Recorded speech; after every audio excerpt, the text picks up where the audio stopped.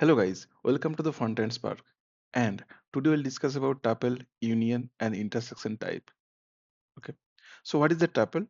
A tuple can contain different data types. Tuple are like advanced array with some extra features. So what is the union type? Union is a data type that allows different data type to be stored in the same memory location. That means union type is a type that can be from two or more another types. So the union type is symbolized by this or. What is the intersection type? An intersection type creates a new type by combining multiple types. The intersection means suppose I have two types A and B. Then can create a new type with A and B and it will be called intersection type and it will be defined by AND. So now we'll just explain with the examples and try to understand how it behaves. So what is the tuple? It can contain multiple data types, right? So let employee and I'm taking is a name like a string, then can be number, right? Number is the employee ID. I can take in different way also, but let's take this example. Now, if I'll try to assign with employee, okay, like only name Avi, then we can see there is an error like string is not assignable type to string and number. Then I can give the number is my employee ID 102022. Then you can see there is no compilation error because it will accept only string and number. If I'll give some true also, then it will throw an error because it will accept string and number, right?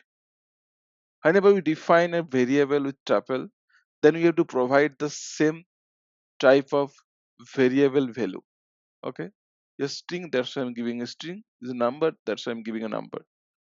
But now if I'll try to push some data into this array, push Sachin, so it's not throwing any error because it will accept string or either number. Whenever we assign, we have to provide two values because we have defined the tuple as like string with number, right? Okay, now we'll see the value. Then we can employee. I just compile with tsc union type ts. Compile as done. Then I'll run this file, js file. So now see Avi, then this, then Sachin. But if I'll try to push here a boolean, let's see what will happen. It's showing okay, the boolean is not assignable to string or either number. That means whenever we'll declare a tuple, we have to push the same kind of data type value. So now I'll take another example. To define a name tuple, we can use simply type tuple employee then equals to, then I'm giving tree and number. Okay, it will define the name, it will define the age also. So here I want a list of arrays which will be kind of tuple employee type. Okay, now if I'll just create the employee list, employee one, it should be this tuple employee. If I'll try to assign, then what will happen? So I have to provide like name, then if I'll provide age. So what is happening? It's happening the string is not assignable to this type because this type is an array. If we will provide like this, then it will not throw any error. Now if I'll run this, now I'll just console this value.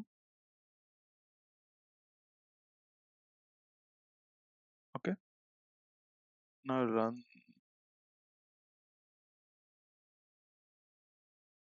this providing me Avi and 28. Now if I'll try to push like employee one dot push, then what we can do push? We can push something this Sachin. What is that? Now it's saying, oh no, the source has one element but target requires two.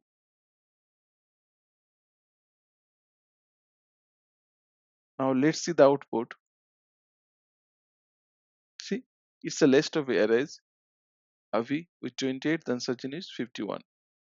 So what is the benefit of using tuple? Whenever we'll try to represent a sequence of values, like a coordinates, or like some whenever we'll try to give some color value like RGB, like there we provide red, green, or blue. For the coordinates, we can provide number, then number. So for the coordinates, we can use like tuple coordinate. We can provide number, the number. Then if I'll provide this tuple C here, then I have to just give only the number. This is the coordinates, x and y coordinates, right? Now here also I have to provide some number like 21, this 51. Let's see. Okay. Whenever we'll strictly follow the type, then if somebody want to try to push some string also, it will throw an error. That's the benefits of using tuple. Now we'll discuss about what is the union type. Union type can be from two or more other types. Okay. Okay. I'll just take some example like type. Then I'm giving a status, and here if I'll provide the status should be either passed or failure. Okay, for the union you have to given the equal sign here. Now I'm just asking the status should be either pass or failure. If somebody want to give different status, it should not accept. Okay. Now just call a function where it will give the student is passed or failed. Like function get student marks, then the marks status is, it will be like status type. Okay. So now I'm providing string as I know it's a pass or failure. So I have to just return this s. Okay. So this is the status, right? Now if I'll give the number, okay, number means, oh, this is the get student marks, then I'm just giving passed. If status is passed, then just return, okay, 35.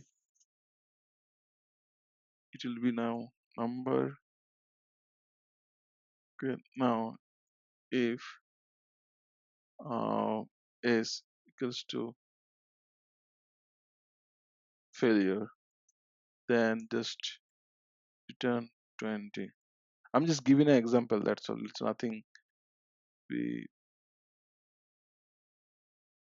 what is this? Like it's okay asking the number. I don't need this marks right now.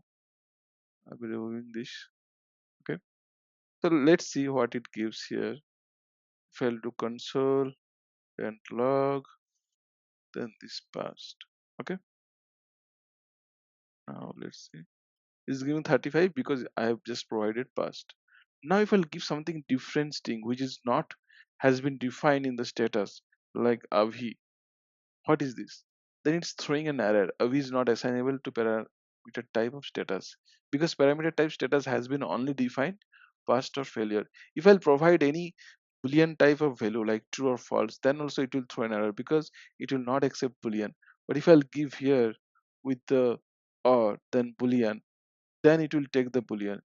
See, so that means we can create a long list of type which will be either pass or failure or boolean or a function or anything, but that will be like a type of union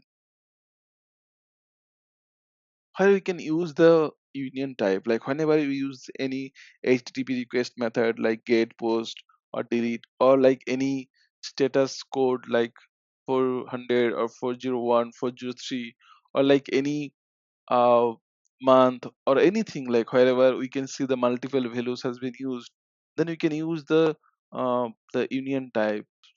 So now we'll discuss about the intersection type. The intersection type means it will just create a new type by combining multiple type. Okay, type name, type person, it will be like the name, and it will be like a string. Okay, string.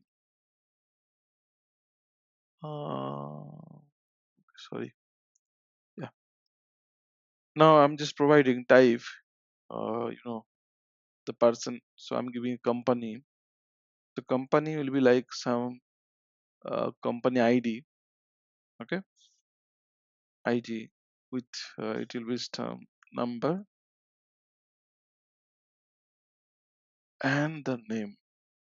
Okay, the name will be string. So I want a type where it will just satisfy these two types like person and company. So I like employee. Okay, employee,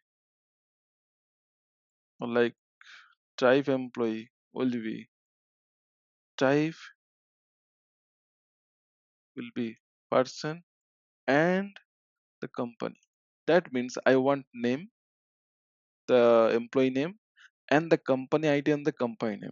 Then only I can do some data manipulation. Okay, suppose if I'll take like late employee.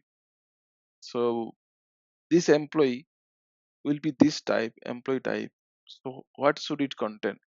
It contain name. Okay, the name this is the company name. Let's see the company name. Okay, name I'm giving the employee name. Okay, Avi. Then what is this? It's throwing an error because it should be like the company ID also should be there, right? Then okay, let's provide the company ID. Then the company ID I'm giving okay 102020 something. Then again it's throwing an error. It's saying company ID is done. So what is the missing from here? The missing is the company name is the missing from the company. Sorry, the company name. What is the missing here? See, the company name is missing in the type. So I'll give the company name here, and it will be like okay. I'll give some W. So that means whenever we define employee, it should accept name, company ID, and company name. If user don't give any of this, then it will throw the compilation error. That's the beauty of using intersection type. Let's say late employee one, like person, which will have only the name. Okay, that means I'm giving OV1. So now, if I'll try to, but whenever I'm assigning a employee to employee one, because employee has content all these things, name, company ID, and company name. That's why I can assign to employee one because employee one just only content name, and that is present in the employee. But whenever I'm assigning employee one to employee, we can see it's throwing an error because the employee has these three properties, but employee one has only one properties, so it's not satisfied this type. So in that way we can define the intersection type. So that's all for today. Thank you for watching the video. Please do subscribe so that I can get motivated to create more and more videos, and we'll meet you in the next session.